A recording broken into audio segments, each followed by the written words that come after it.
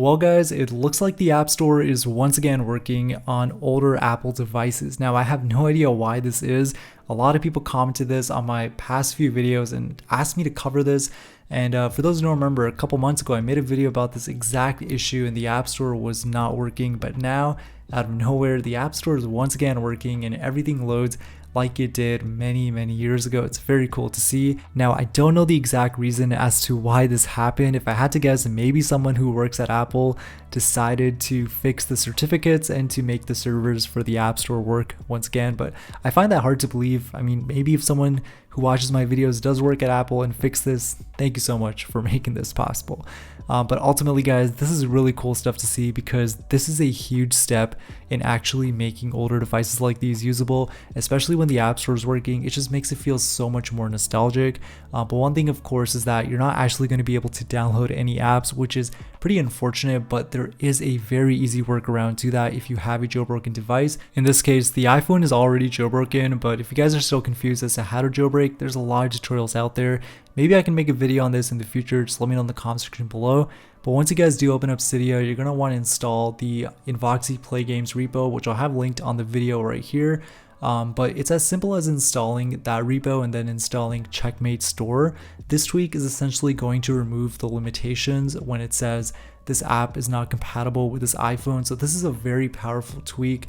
I would say this is probably one of the most important tweaks to install on any iOS 6 device or pretty much any iOS version that can actually support this tweak. But once you guys do open up the App Store after it's installed, you will then see that you're going to get the prompt to download the last supported version of the app.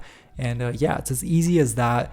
Some apps obviously will not be supported due to software limitations, but it's pretty nice to see. Now, I did want to mention that there's a few other devices in my collection here, like my iPhone 5C and iOS 7, and the App Store still works on this device, even to this day. Like, this device never really experienced any issues for whichever reason, which is always great to see. And then, of course, I have my iPhone 4S on iOS 5. This phone is honestly like my favorite phone in my collection right now, but yeah, the App Store does work on this perfectly fine, especially that top 25 tab. That one definitely takes me back. Remember when you had all the paid, free, and top grossing apps? Very cool to see. But yeah, back to the iPhone 5 here on iOS 6. As you guys can see, LinkedIn did install and it has that cool little new ribbon right there. Very nice to see. But yeah, I'm not going to be logging into LinkedIn for privacy reasons, but you guys get the gist of it. There's a lot of different apps you can try to install and see which ones work. It's kind of, you know, a fun little thing to do in your free time. And I also highly recommend that you guys install these apps through your App Store purchase history.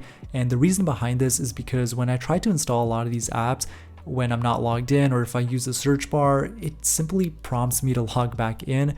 And most of the time, I think it's better if you use the purchase history itself because it'll show you exactly which apps are associated with your Apple ID.